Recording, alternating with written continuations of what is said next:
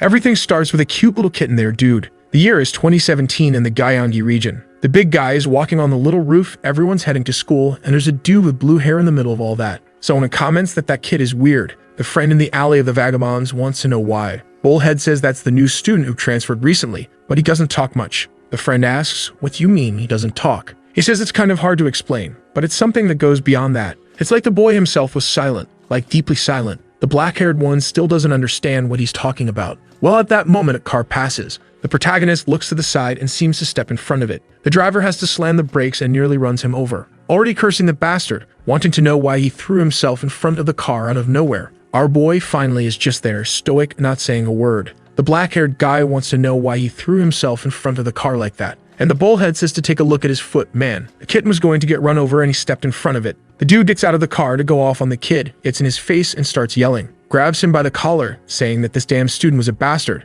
Must have been trying to get into an accident on purpose to get compensation money later. The black-haired guy is there watching, saying that even so, the weird kid still doesn't say a word. His friend says he already told him, man, that kid has some kind of weird illness that kills him if he opens his mouth. Ever since he got here, he's been like that. At that moment, a girl from his school comes running and calls for the uncle, asking what happened. The girl gets closer, calls out to Jijun and asks if he's okay and what happened. The old guy says that this weird kid threw himself in front of the car. That was a very obvious strategy to get money out of others. The girl looks at our boy and says she thinks he must have had some reason. Then she starts bowing, saying she apologizes on his behalf and asks to let him go just this once. She shines while begging and the guy says fine, but there wouldn't be a second time. The black-haired guy in the alley asks why Yina, the queen of class 5, wants to protect this kid. The other one holding the cat says maybe it's because they're from the same class. This kid had barely arrived and was already tiring everyone out. He asks the kitten if it agrees, but the kitten turns and grabs him, dude. Right then it jumps down to run away, and already the second one is there staring down the two of them. The fool is lying in the alley all bloody and gives a little wave to Ariam. She, however, just gives him a little stare and turns away, man. The friend asks why she seems to have such a cold aura. The fool responds that only made her even more attractive. Just like they had the goddess Yina in class 5, they had Ariam in their class. The friend turns and says that wasn't attractive at all, he was just being ignored like a loser. The friend tells him not to worry too much, she was just a little shy. Maybe you could say she was an introverted but kind person. The only downside is that she really didn't talk much. The friend comments that apparently she was just like that weirdo who threw himself in front of the car. But Bullhead says not to compare her to that weirdo. The friend says okay, tells him to go clean up that blood while our boy is calmly heading to school. In the class it's a mess, people sleeping here and there while he's standing still in the middle, static, stoic, not moving a single hair. Everyone's talking, telling jokes, and he's just there, man, in complete silence. Suddenly, he opens his eyes and there are some girls filming him, saying that once again he's meditating in the middle of the class. The two are there staring at him up close, saying that he's been there a month now, and since the first day he arrived, he does that meditation every day. It was impressive. To celebrate a month since he arrived, she even took a little picture and wants to know what he thinks. If he didn't like it, he just had to click the delete button. She says he doesn't need to hesitate, just because she helped him before. And then she says that since he won't delete it, that means she has permission to keep his photo and thanks him. Right at that moment, dude, someone opens the door. By the way, he gives off an intimidating aura, man. You already know that one either came to get beaten up or to throw punches. He's not gonna stay quiet. The name of the bastard is Siutaksu, and he already comes with bullying in his name. Everyone looks back, dude. The jerk with the facial filler is just standing there facing everyone. He sees from afar all the girls asking for Jijun's photo, man, telling him to send it on WhatsApp. Then he notices it was our boy and says the vibe there looked pretty nice. He asked our guy why there are always so many girls around him like that. To be honest, he says that he himself kind of looked like a girl. He grabs the guy's arm and says he should be a man, but that little arm was really feminine. What the? Is he touching his face, man? What is this? I thought the guy came looking for a fight, but I didn't think the fight he wanted was between four walls. He even says he might fall in love because he's so soft. Okay, Jijun is just standing there quietly, right? Just confused by this crazy guy. Yena tells the damn Taksu to cut it out because nobody's laughing. But he messes with our boy's hair, saying he does it because he's too cute. Then he turns to Yina and says he invited her to go to karaoke yesterday, so why didn't she show up? She gives him a hard stare and says she went to bed early because she was tired and you should understand that since she sent a message. He says though that they had already made plans and that even if she was tired, she should have shown up. When her boyfriend calls, she has to go because he was tired of waiting. Dang man, he already has Yina and now he wants our protagonist. Greedy, aren't you? He turns around saying that it's good she doesn't skip today and she says she'll see. Right then, another nerdy guy, who probably doesn't get beat up enough, pulls out a chair for him, dude. The freeloader flops down and spits. Then class starts with the teacher, talking about some Mediterranean civilization stuff. Sometime later, the boys seem to be playing a pretty honest foot volleyball game, and meanwhile, our boy is just sitting on the bench when someone approaches. Here comes Yina provoking again out of nowhere, saying it's way too hot. She sits real close, asking if he's not feeling hot too. She blows some breeze on his face, asking if he likes it and if he finds that refreshing. But he's just there, as always, stoic. She laughs, saying it's ironic how he never says anything. Meanwhile, Taksu is in the middle of the court, just glancing back, seeing his girlfriend acting like that toward another guy. That wouldn't make anyone happy in this world. The problem is he got distracted. The guy on the other side gives a big kick to the ball and it lands right on his cheeks. Man, but the guy just tanked it and the ball went flying. Ronaldinho apologizes, dude, saying he was just trying to make a pass. Taksu turns around saying now his face got wrecked. But he claps and says it's all good. That only happened because he wasn't paying attention, and it's best to just keep the game going. At least the guy handled it maturely, though at the same time he's just staring at Jijun in the background. A while after recess, our boy is up on the rooftop, like always alone and quiet, when suddenly the door opens. Man. Dude, they cut to our dear Ronaldinho, who's apologizing, saying it was an accident. But Taksu says he knows he'll only regret it after tasting a little blood. The poor guy's legs are all shaky, and he's already on the floor. Man. Right then, Jijun gets up and one of the guys glances back and gets startled. He asks what the hell that freak is doing there out of nowhere. And then Taksu says it looks like he's going to eat alone once again. He really was a weird kid. He goes to give the fool a haircut, saying he's about to make a masterpiece. He better pay close attention. The buzzer does its job and everyone's laughing, saying this is a perfect work of art. He shows it to our boy and asks what he thinks of the masterpiece. The poor kid is just left with two little tufts of hair. Everyone is cracking up while the guy wants to know what Jijun thinks. Obviously, he says nothing, and Taksu wants to know why he's not laughing. Then he gets closer and says that for a masterpiece to be perfect, the model's look was necessary, and looking at the boy, he was sure he'd be perfect for that. Maybe it was time for him to create a masterpiece right there too. The buzzer gets closer and he asks if he doesn't want it. If he doesn't want it, he just has to say no. But if he doesn't say anything, that means yes. Obviously, our boy doesn't respond and he says it's decided then. He comes in with a buzzer saying that now he's going to look more beautiful than ever. But suddenly, Taksu's expression changes. He says it's best he be careful. Soon enough, he was going to cross a line and things would start to get weird. Then he raises the buzzer and says he won't cut it after all. He knows that if he shaves the kid's head, the girls are going to be on his case. So he turns around and tells everyone to leave. Meanwhile, the poor guy is left there with just two little hair tufts. He picks up his phone to take a look and sees the disaster that's left. Takes a little photo saying he'll leave some evidence. But he's mad that those bastards could have at least finished the job instead of leaving those tufts. Suddenly, he looks back, stands up, and asks why Jijun isn't laughing. To be honest, he also thinks it's funny, so he can just crack up. But Jijun is just there, stoic. The guy says he really is different from the others. If it were him sitting on that bench and he saw someone with that haircut, he'd die laughing. He steps away, saying he's thankful that our boy isn't laughing at his face. At the school exit, it's raining and everyone is at the entrance waiting for the rain to pass, wondering if they'll get home soaking wet. Some at the front run out while Orium has her little umbrella. She glances to the side and sees Jijun calmly walking in the rain like it's sunny out. Suddenly someone calls him. It's the little bullhead showing up saying Taksu wants to have a chat and it's best if he comes along. Right after that, the four of them are there waiting for him. Taksu already says he was looking forward to seeing the great popular guy in class. He really was still looking beautiful after being soaked in the rain. This guy, man, I don't know if he wants to fight or if he wants to. Never mind. Right then, Yina turns and asks why he called Jijun there. Taksu, however, tells her to calm down. He just wants to check something. Then he throws her phone to the ground and asks if he saw that. He wants to know why our boy's face is his girlfriend's wallpaper. Guess what Jijun did? Nothing. Dude just stood there in silence staring at Taksu, who says he doesn't know if he's being petty, but he wants to understand this situation. To be honest, this Taksu, aside from the haircut, is the most chill bully so far, man. He took a soccer ball to the face, didn't do much, just complimented our boy's looks, and really the one causing all of this is Yina, who keeps flirting with our guy even though she's a boyfriend. And she even tells Taksu that she's only using him as wallpaper because he has a cool vibe. The guy, obviously confused, asks if it's really just that. Yina gets close to our boy, grabs him by the arm and tells him to just go. This had nothing to do with him. She'd see him at school tomorrow, so it was best for him to leave. Then Taksu asks why the bastard girl is taking the side of that damn bastard. She was even flirting in front of him. She turns, saying he's the loser. He needs to stop crossing the line. Holy hell, take back what I said. Taksu slapped her hard in the face, my god. The girl spun like 380 degrees and even got blood on Jijun's face. Man, at that moment, he felt something strange inside. And Taksu asks why the damn girl is siding with that kid in front of her own boyfriend. Then he gets in our boy's face and says that it looks like he already knows all the girls like him. He wants to know if, by any chance, he's interested in Yina. She was pretty cute after all, even if she had a bad temper. If Jijun were honest and said what he wanted, he'd even hand her over to the kid. You sure he must be really into her? So just say it. Yina, still on the ground, laughs at that whole thing about them being boyfriend and girlfriend. She wasn't with someone who throws parties and buys drinks for other girls and still makes bets on social media. He turns angry, saying he already apologized for that damn mess. It was his friends who invited and set up that situation. He wasn't to blame for any of it. Yina says whatever, he wasn't worthy of being her boyfriend anymore, so it's over. Man, but then he hit her with Ronaldinho's kick right in the stomach.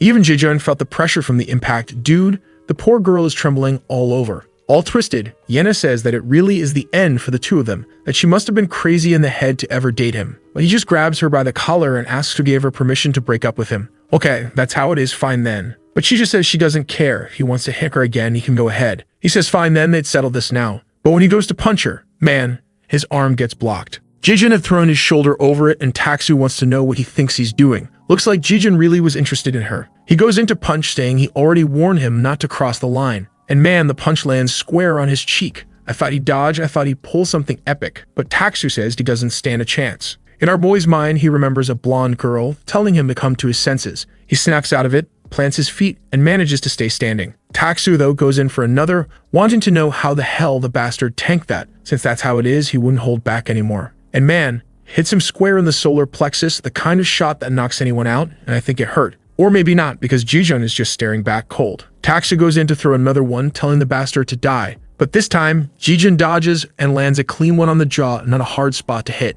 Man, that one spun him like 3 times and he went face first into the asphalt. The friends are off to the side calling out to Taksu, while Yina looks shocked asking what Jijun is doing. Well, defending himself, right girl? The fool's getting up, already spitting out a tooth, and then takes a snap kick to the chin. The friends try to step in, saying he must be asking to get beaten up. But man, if the main side character with a name has no chance, these poor guys are just taking dodges and jaw servings. One of them grabs a metal rod to hit him in the head, but takes a spin kick right in the chest. One more to the ground. Bullhead is just standing there, dude hasn't done anything up to now. While Taksu just wants to know what the hell Jijun even is. He's just there, dude, standing in the rain staring like a demon, and takes another straight to the face. The fool groans, but gets another one man. Punches flying until Yina comes to stop him, saying if he keeps going, the guy's gonna die. He hesitates for a second there. Lightning strikes, and he gets up all in swag mode. Dude, full-on psycho face. Yina calls out to him again, but man, he just throws on his backpack and walks off. Bullhead and the girl are left asking themselves what he even is.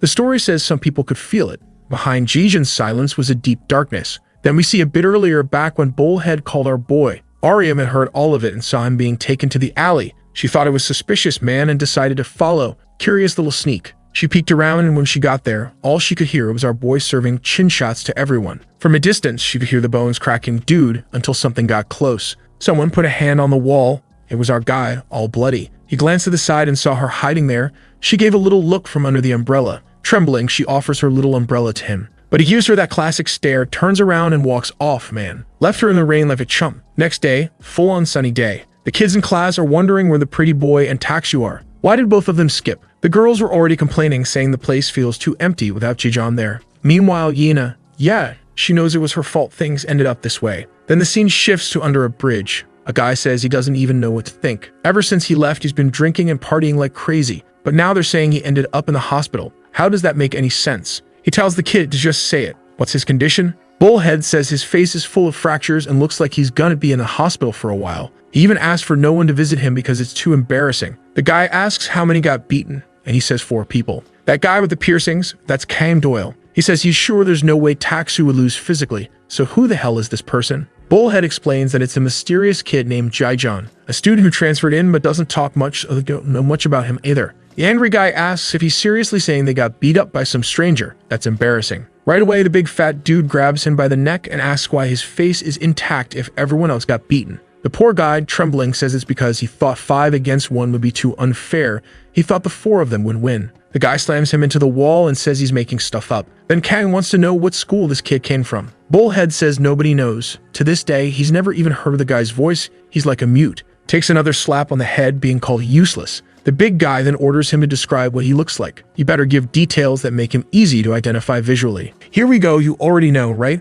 The guy's blushing, says he doesn't want to admit it, but, well, he's like a handsome guy, like a model. He was handsome enough that all the girls kept talking about him. On top of that, he gave off the vibe of coming from a rich family. Not to mention, he had charisma and beautiful eyes. The guy slaps his back, asking what the deal is between the two of them and if he fell in love. Meanwhile, Kang is interested in a guy who just arrived, is extremely silent and beat-up Taksu. Charismatic, good-looking, and also a good fighter. That's a rare combo. Yup, already trembling, saying what even is that guy to him. Man, in this story, everyone's peculiar. Next day, there's our boy once again silently arriving at school. He heads to his locker and Bullhead is keeping an eye on him, remembering that Kang ordered him to find out everything he could about this kid. Guy's being stared at, and obviously he said, man, this is too much. But now he's questioning why he'd accepted something like this. Right when Jijun opens his locker, he sees a phone inside. A memory pops up, man. He looks at it, picks it up, and sees there's a message saying congratulations. Someone saying he'd received a free phone. It was old, but at least he could install WhatsApp, Facebook, and chat. The person says they'd listen to any problem he wanted to share and asks him to send a message soon. He looks around and Bullhead hides, wondering if he's been discovered. But Jijun looks the other way, and guess who's standing there with a little phone in hand, right? Just by the hair, you know. Yeah, she's clearly in love. He looks at the screen while she's standing there red like a tomato, waiting for the boy to message her. Bullhead's wondering what he's going to do, and then Jijun just puts the phone on top of the locker and walks away, man. The guy rushes over, grabs it to check, and sees it's an old model. Clearly wasn't him. He's kind of confused, wondering why Jijun discarded it and why it wasn't locked. But suddenly, someone shoulder checks him, man, and he hits his face on the locker. The girl grabs the phone and vanishes. The poor guy is all twisted, trying to figure out who that crazy girl was. Meanwhile, one of Yena's friends is saying that her aunt has a poodle that had a baby, and it's too cute, and she wants to adopt it. But clearly, Yena isn't listening to a thing. The friend tells her to stop zooming out and focus. Embarrassed, she says she is focused, but the other one already calls her out, says she's lying. Bet she's thinking about Jijun, who's absent again. Blushing, she says no, she doesn't think about him like that all the time. But right then, her friend's face suddenly turns red too, calling out the name Jijun. There he is, the badass, standing right in front of them, man. One look from him and Yena is already frozen there, not knowing what to say. She hands everything to her friend, tells her to wait there, and runs toward him. Out of nowhere, jumps in and gives him a hug. Dude. Everyone around is kind of confused, while Yena is already crying, saying she was really worried about him and asking if he's okay. He had saved her, and that was something she would never forget. She would be grateful to him forever. Bullhead is off to the side, watching and seeing that it's confirmed the girls are in love with him. He decides then to make another note. The information he's gathered, he arrives late to school, most of the girls like him, and he still doesn't speak. That's it. With that, another school day ends and there's our stoic guy walking home. On the way though, there's a guy on a motorcycle smoking a cigarette, just staring. Right away, he's sure, from the looks, it could only be the kind of bastard who likes to show off. He whistles, calls out to the one with glasses, who gets on the bike, man, and the two head toward our boy. One on each side corners him and asks if he's that guy Jejun. Our boy gives that signature stare, right? As if he were gonna answer, right? And then the one with glasses says exactly that. Since he's not answering, it must be Jejun. The boss wanted to have a little chat, so it'd be best if he got on the bike. The other one asks if he's ever heard of Kang Doyle from Haesoon School, a legend who hit the top 3 as soon as he entered the second year. There's not a single bastard in this city who doesn't know his name. And the school they come from, man, isn't a place for losers like the one they're studying in now. And it's that same Kang who wants to meet him, so it'd be good for him to hop on. But the boy does nothing. The guy tells him to stop being scared. He wasn't being called to get beaten up. It was just to hop on. This was still a friendly invitation. The one in the classes asks if he's deaf too and tells him again to hop on the back. These guys are sounding like they want to get a little too close to Jijun. Our boy starts to turn away and the guy grabs his backpack, asking if he's really going to insist. Looks like he'll have to break both his legs so he'll move. But Jijun gives him that little stare and the guy lets go of the backpack and walks off like he doesn't care about anything. The dude drops the backpack saying that bastard is a freak and both rev up the motorcycle heading toward him. But he had already gone into the alley and the first guy tries to make a maneuver and slams his shoulder into the wall. The other one manages to handle the move better, dude, but Jijun was already climbing the stairs and the bastard comes charging. Man, is he really going up the stairway on the bike? Jijun though just gives a little nudge to a trash bag dude and then a kick straight to the guy's chin. Sends the idiot flying with the bike, crashes into his friend. Both of them roll down the stairs, a motorcycle on the ground, almost die, completely wrecked. Right away, the dude, dedicated as always, tells the other to get up and go after that bastard. He starts running up the stairs. Man, the kid is like a ghost. You see him in the corner, but when you get there, he's gone. Then you look to the side. He's going down the stairs, but when you grab the shoulder, it's just some other ugly weirdo. Poor guy even got the other one mad and took a free beating, dude. Nearby was also Jejun Batman, man, hands in his pocket, staring down at the two from above. Turns and heads home. Back at the bridge, the two idiots soften their tone, apologizing. Kang asks if the bastard refused the invitation, and the guys say that unfortunately, yeah, he was kind of sneaky, but they almost caught him. The big buff guy stomps, wanting to know how it's possible that two people couldn't bring in a single kid. The guy, all twisted, says it's because they got caught in a maze on a stairway and ended up getting lost. Meanwhile, Kang's just saying that the more he tries to catch this kid, the more interesting he gets. He asks Sumin if he found anything. There he comes with his notes all awkward, saying he observed all day but isn't sure if it'll be useful. Kang takes a look, late to school, girls like him, and he doesn't speak, then gives him a stare asking if that's really the work he managed to do. The buff guy asks if the bastard wants to get beaten,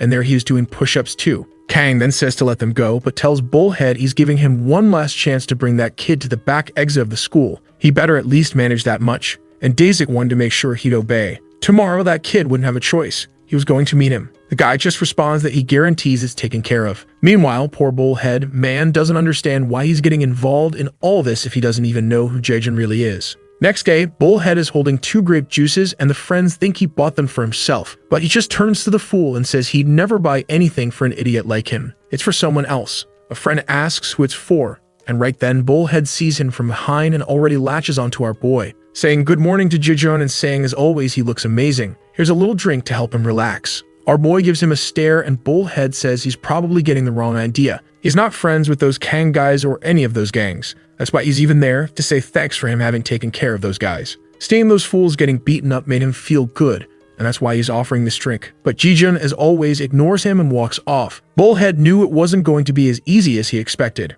but somehow he had to bring this kid to the back of the school. If not, he'd be the one getting beat by Dazik. The school day starts and there's our boy at his usual desk, calm while everyone's messing around. He is up a while later when the place is empty, while Bullhead is just there, watching. Looks like during the break he's going to grab his snack, and as always, heads to his territory on the upper floor. Man. Once there, Minnie Stalker had left her phone again and sent a little message asking if he was going to eat alone. The bastard hadn't done anything, and the girl's already trembling red. He looks at the phone and she's there, sending 200 messages, wanting to know if he always eats alone up there. She said she also sometimes likes eating alone and saw him there, and because of that, she wanted to talk. He looks to one side, and then a message comes in saying she's on the other. He looks to the other, and there's a little hand waving. Oh, that troublemaker. Being good-looking sure makes life easier, huh man? He literally hasn't done anything and the girl's doing everything she can to chase him. God really has favorites, huh? Some are born good-looking and others born upside down. Then she hides her hand and apologizes, saying she doesn't feel comfortable meeting lots of people. She heard he doesn't talk much either, and she's kind of the same. What she's curious about is why he doesn't speak. The thumb seems to be typing something, but then suddenly someone calls out to Jaejun. It's that bastard Bullhead, saying it's such a coincidence how often they've been bumping into each other lately. He came there to eat some bread alone, but since he ran into a friend, they could eat together. Our boy's just there, calm, sipping his little soda in total silence. Meanwhile, the Orium Stalker girl is just staring, hoping for a message from the boy. Then our boy looks to the side and sees Bullhead trembling and crying. He blurts out through tears that unfortunately, he has no friends. That's the only reason he tries to hang out with Takshu and the other guys. He didn't want to be someone isolated, you know? He's scared of being alone. Maybe the two of them, who are both loners, should stick together. But man, Jaejun is just there, static, doesn't even look at the guy. Bullhead is nearly dying of frustration, wondering why nothing works on this damn kid. He even managed to force out some tears, you know, from deep down where there's no reaction. Then Jaejun gets up and starts walking away, poor guy. But the bastard grabs his arm and begs him to wait, desperately asking if they can be friends. But Jaejun just keeps walking, dragging the guy along. Dude walked off, slammed the door, and left him abandoned. Messages are coming to his phone from Dazik asking why they still haven't shown up and where the kid is. Bullhead is biting his nails, man. If he doesn't bring that kid, he's the one who's going to get beaten. So he runs out of the classroom desperate, saying he still has a chance. He looks around the classroom, doesn't see the kid, until he spots the lunatic sitting on top of one of the desks. Bullhead's already all red, wondering if the bastard is filming a commercial. Then he gets startled. Maybe it's another message from Dazik asking where he is. The kid gathers his courage and once again calls out to Jaejun. He says he's happy he's here. He sent a message to his mom, who was really proud that he finally made a friend. She even asked to meet him downstairs because she wants to see who her son's new friend is. And he wanted right that he please respect that request. It's nothing serious. Jaejun remains silent while Bullhead is sure that any human would accept a request like that. He's not going to turn that down. He sees our boy thinking and believes he's contemplating whether to go or not. But to be honest, it doesn't really look like he wants to. Then Bullhead just pushes it, saying they're friends and it'll be quick,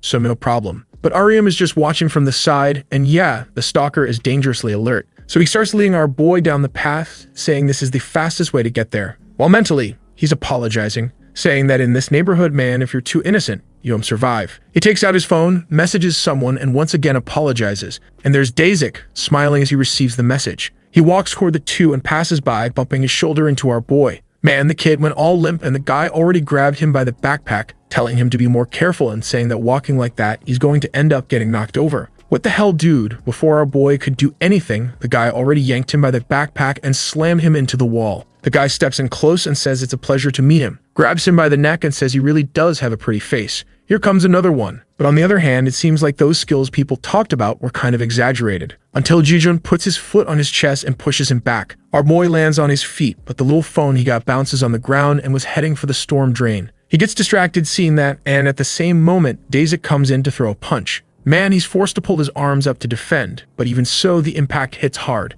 At least with that block, he managed to throw his foot back and knock the phone away from the drain. The guy clenches his fists and says it's time to finish him, stares him down and asks if he really thinks he can win with their size difference. And our boy's just there. As always, guess what? Silent. While Bullhead is off in the distance apologizing, saying that if he gets beat quickly, Dazik will stop right away. The bastard comes running to shoulder charge him, but our boy just grabs his backpack and uses it as a shield. Still gets slammed into the wall, but it looked manageable. Dazik then says that he's actually a little smarter than he looks. Our boy empties the backpack, the guy charges in again, and he pulls a flip to the side, tosses the strap around his foot, yanks from behind, and drops Dazik flat on his back. The guy goes to yell, calling him a bastard, but then comes a punch landing right beside the skull. The guy freezes right there, huh man? And then Dazik sees the guy standing over him with a big old foot on the back of his neck and wonders if he's trying to act all high and mighty. Man, he tries to get up, but our boy throws in a spinning blow, whacking him on top of the head. And I don't know if it was once or if it was twice, but from afar, Bullhead is there, terrified,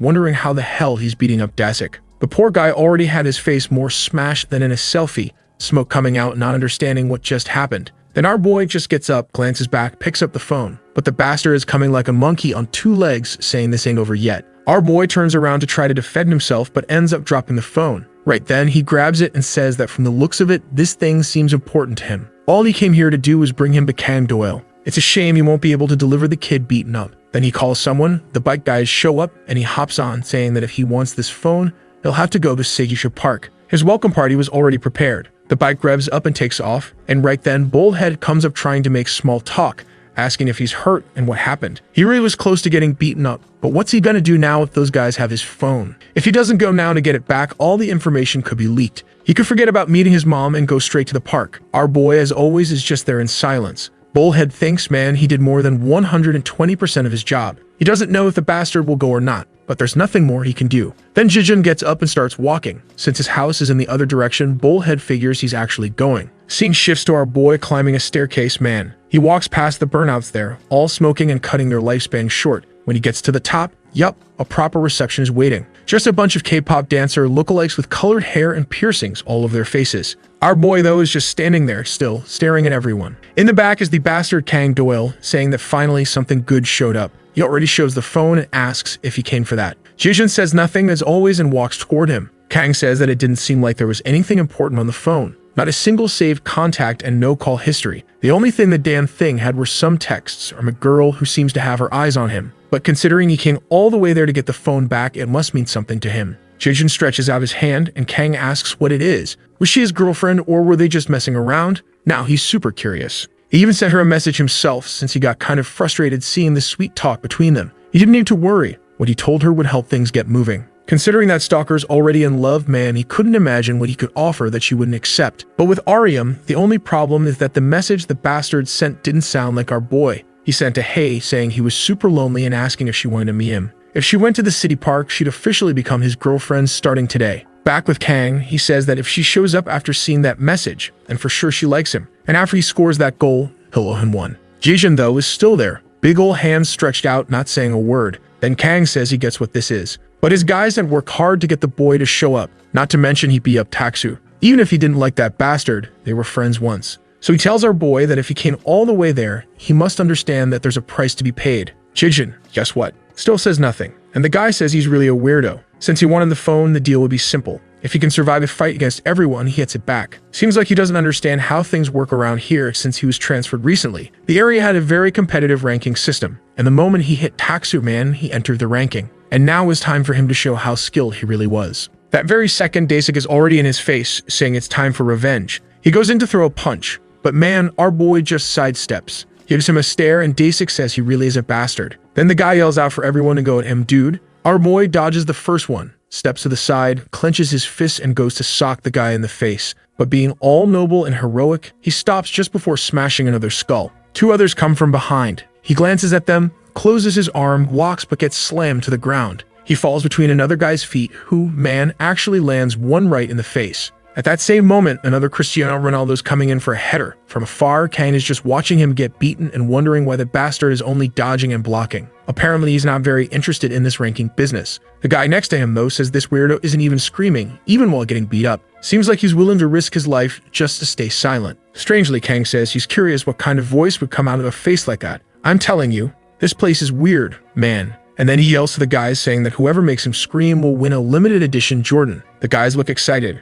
and instantly, everyone rushes to beat him up. Jijin is just tanking everything while Kang's yelling, telling him to hurry up and show what kind of skills he has. He was supposed to prove he was a rare item. Daisy comes charging, telling everyone to move aside and asking where that fighting spirit of his went. Man, he lands a kick right to the chin that really drops the kid to the ground like a piece of trash. He's down there, all twisted up, until one of them picks up a rock and says he's gonna smash his head unless he screams. But out of nowhere, Kang Doyle gives him a smack on the head and asks if he wants to die for trying a cheap move like that. The guy apologizes and Kang leans over to our boy, wanting to know if he actually likes getting beat or if he's hiding something. But he warns him, this isn't going to end until he proves himself. Bullhead is behind a tree, Yude. He followed our boy to see what would happen, and now he's feeling bad. Just like he expected, even if Jijeon's strong, there's no way to beat an entire gang alone. But then, he notices Orium approaching. Dang, dude, she actually went there. I told you this bastard is something else. He sent one message saying, come here, and you'll be my girlfriend, and the girl showed up.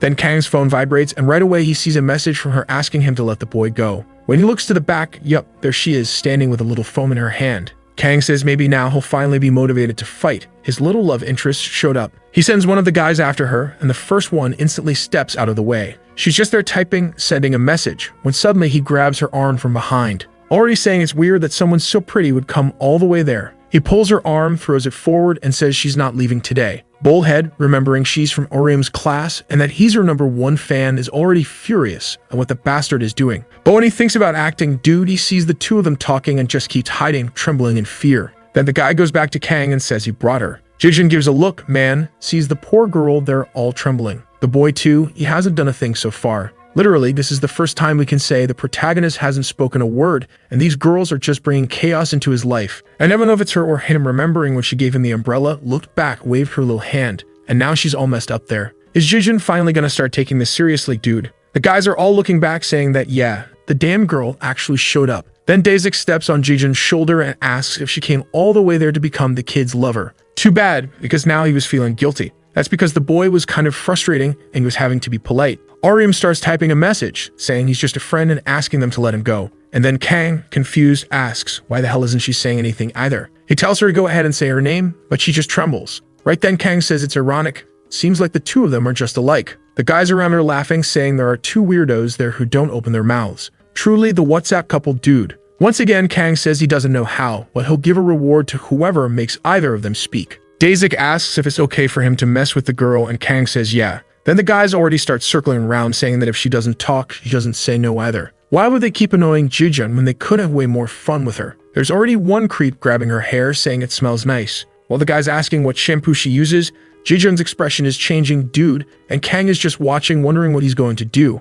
Will he keep holding back like that? Meanwhile, another dude's grabbing her chin, and from a distance, Bullhead is angry that she got caught up in all of this. Strangely, the weirdo holding her face asks what they're gonna do with that mouth. One of them tells her to scream, and that's when Jijeon sidesteps and takes a hit right on the chin. The guy next to him looks over, sees the fool falling, and in the same second, gets hit too. The pink-haired K-pop guy, man, opened his mouth and got smacked as well. Right then, Kang celebrates, saying that finally, Jijeon started fighting. Orium, on the other hand, is just there, frozen, not understanding what's going on. The rest of the group charges in, and our boy dodges the first punch, grabs one by the leg, goes to toss him, but the other grabs him from the side. He grabs him by the hair, slams him to the ground, punches him in the face. Another comes in to kick, and he grabs the leg, man. And right that second, Daisy is coming while another guy is begging him to let go of the leg dude. Our boy gets a kick in one guy's face, jumps toward Dazik, dodges the punch, steps on his thigh, and takes a knee to the chin. But even before falling, bam, spinning kick right under the jaw.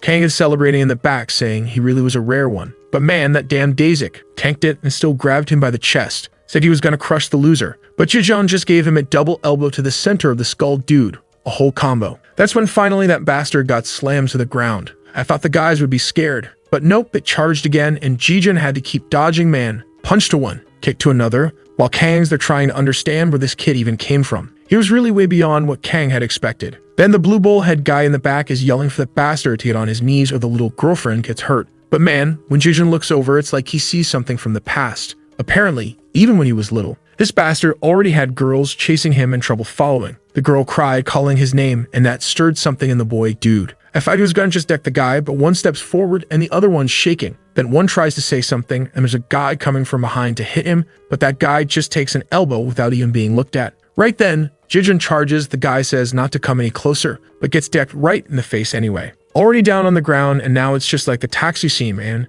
Jijeon snapped and started unloading punch after punch into the guy's face. Then Kang in the back says that's enough, tells him to stop, shows the phone and tells him to come grab it already, because he deserved it. The only price was that he'd have to join the group. That's because he just couldn't resist the things he wanted. Man, what a little villain this guy is, right? Still waiting for the first straight villain in this story. Our boy gets up, goes in with clenched fists, and Kang stretches his arms to the sides, saying it's over. Man, what does he think he's doing? He'd already had enough fun, so there was no reason to stare at him like that. But man, Jijeon just raises his fist. Kang glances over, and he's the one who gets into a fighting stance. Dude, leaves only the afterimage behind, steps to the side, and lands one square on Jijeon's chin. Damn, I thought he was gonna get clobbered by those goofy guys. Our boy hits the ground, and I don't know if he's awake or knocked out, but he's pretty beat up. Then Kang approaches and says he already told him to cut it out, throws the phone in his chest and tells him to take it and stop being a pain. He calls for his boys, all beaten to hell, and tells them to leave. Man, the crew heads down the stairs, and everyone's wondering who that bastard even was. Daisyk's still fixing his jaw, asking if Kang really wants to recruit that weirdo who doesn't even speak. Kang, though, isn't really hearing any of it, because his lip's bleeding. He was sure he dodged perfectly, but even with the kid all beat up, he reacted fast enough to cut his lip. He really did have a knack for hitting weak spots. And obviously, now he wants the boy for himself. Get out of here, creep. Meanwhile, back at the park, our boy sits on the bench. Now what? The mute couple is just there, staring at each other. He's sitting, she's looking at him, and he's not saying a word until she suddenly takes off running. Amazing. Once she's a little farther away, she says for him to wait, that she's going to get some medicine. While Jijeon's just remembering the moment the guy said to get on his knees or else he'd hurt her. He looks up, deep in thought, puts the phone on the bench and walks off. Man, what the hell? This girl's cold as hell. Bullhead is just watching, thinking that if it had been one-on-one from the start, he definitely would have won. Looked like someone really dangerous had entered the school. At that moment, he walks toward the bench and sees the phone. Right away, he remembers it's the same one he left on the shelf, and now he knows it was Orium who gave it to him. He starts wondering what's going on between the two of them, who she appears in the background, all desperate carrying the medicine. He's unsure what to do with the phone, but decides he doesn't care, just grabs it and takes off running. Orium gets there and obviously sees the bench empty. Looks like the girl needs glasses, huh? Got within 10 steps to realize no one was sitting there. Meanwhile, Bullhead already vanished. Dude, the phone rings. It's Orium saying she bought the medicine, but he left. Were his injuries okay? Bullhead's annoyed that bastard Jijeon is leaving Orium all worried, and now he doesn't know what to do. Maybe he should just send a little message to calm her down. At that moment, Orium sends her name saying she's from class 4. Poor Bullhead, he knows that better than anyone. Then she thanks him for saving her and asks if they can start talking little by little. Of course, right, dude? Bullhead's got an opportunity like this in his hands, and now he doesn't know what to do. Maybe he should ignore it, but he feel bad. Or, obviously, he could just pretend to be Jijeon for a little bit.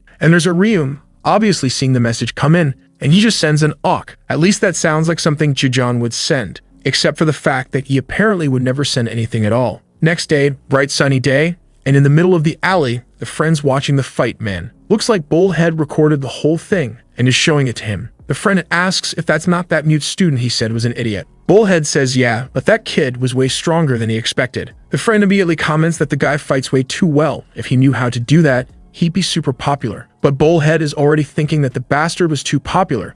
Even that Dan Orium liked him. Now he's the one who likes Orium and is mad that even though she likes him, she's being ignored. At the same time, of course, he feels relieved, but he's in a whole emotional mess. How could his goddess get rejected like that? The black-haired guy says they gotta put that fight on TikTok. That thing's gonna go viral. Bullhead says of course not, but the guy's already running off. He tries to chase after him, but ends up bumping into someone and falls all twisted on the ground. He's about to apologize, but here comes the next K-pop guy who's gonna beat him up. Rank 2 of Baekdong High School, Kim Jinwoo. Almost Sung Jinwoo, just swap Sung for Kim. And it seems like the guy's well known because Bullhead's already trembling, saying he's gonna put his badge back on. Goes all crooked to pin it back to his tie and gets slapped in the face for it. Apparently, the guy just gave a light tap and kept walking. Meanwhile, the guy with the soup bowl haircut tells him to watch where he's going. The fool apologizes. Dude, the friend asks if he's okay, says it didn't hurt that much. The buddy comes closer and says he got lucky, man. Kim Jin was known for being a maniac who loves fighting, so the fact he let him off easy was a blessing. That's when they hear someone calling for Jijun, and when they look back, there's Yina clinging to him,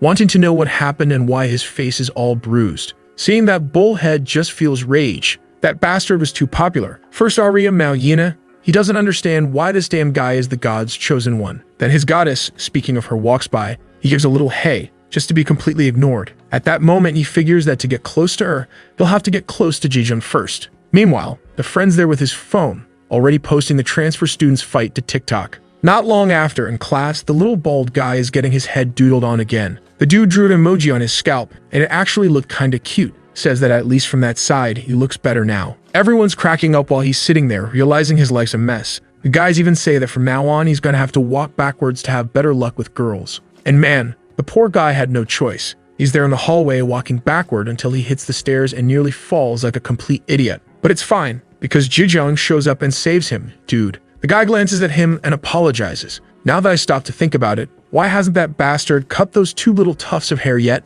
Must have liked them. Yina asks if Guman's okay, and he says yes. Even she bursts out laughing when she sees what's on his head. He tells her not to laugh, it's just an inside joke. She covers her mouth saying okay then, while Jijun just walks off. Dude. The guy gets emotional realizing that our boy never laughs at his face. The next day, we're in the gym, and man, people are always getting beat up in this place. Looks like a clean one-v-one's going on. Everyone's cheering, and the one organizing it is the Walmart Sung Jinwoo dude. But the guy comments that this is getting boring. Seems like they have no skill at all. Then one of the guys hands him a phone and tells him to take a look. It's an insane fight. It's a video of the transfer student and looks like he wrecked a bunch of people. Of course, the post is already filling up with comments, and Kim Jinwoo wants to know if that kid is really from their school. Turns out he was pretty skilled. The guys next to him don't even believe it, saying it looks staged. Like no way he's beating that many people. But when Jinwoo sees that the uniform is the same, he gets excited. That was a chance to gain a ton of views. Right away, he calls the group over and asks who there knows the new transfer student. The weirdo there says he's a kid who sits in the classroom next door, but apparently he doesn't talk at all. Jinwoo asks which class, and the guy says class 5, but warns him to be careful because there's a rumor that Taksu was hospitalized because of him.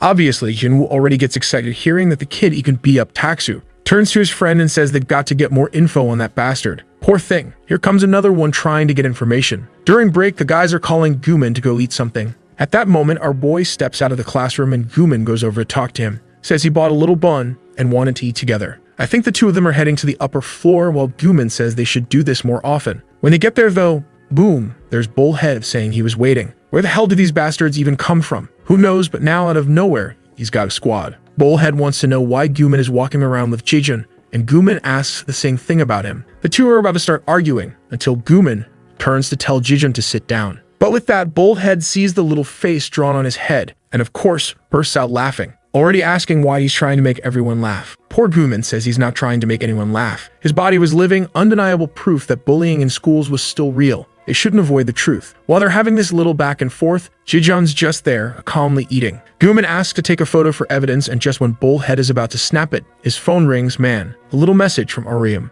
Right away, he takes off running, saying they can eat there. He's heading out. She had just sent a "have a nice break" while he's there all flustered, replying, "Thank you." My god, man, it wasn't even meant for you. Still, he replied, "You too," left the girl all red. Man, but the happiness doesn't last long. Right then, the door opens and in comes another enemy. Bullhead recognizes him as Jamin and wants to know what he's doing there. But the guy just looks straight at Jijun and comments that people have been saying he hangs out alone during breaks, and looks like it's true. He walks toward him, shows him a video, and asks if that's not him. Bullhead sees that the damn friend's TikTok post has now gone viral. Guman's shocked, not understanding what's going on. And Jamin already says he wants to see if the kid's skills match the rumors. Asks why he's just standing there doing nothing, then swings a punch. But instead of hitting, he's just kind of throwing it beside his head, asking when he's finally gonna do something. Since our boy doesn't react, he winds up for a real one and says this one's gonna earn a like on the video.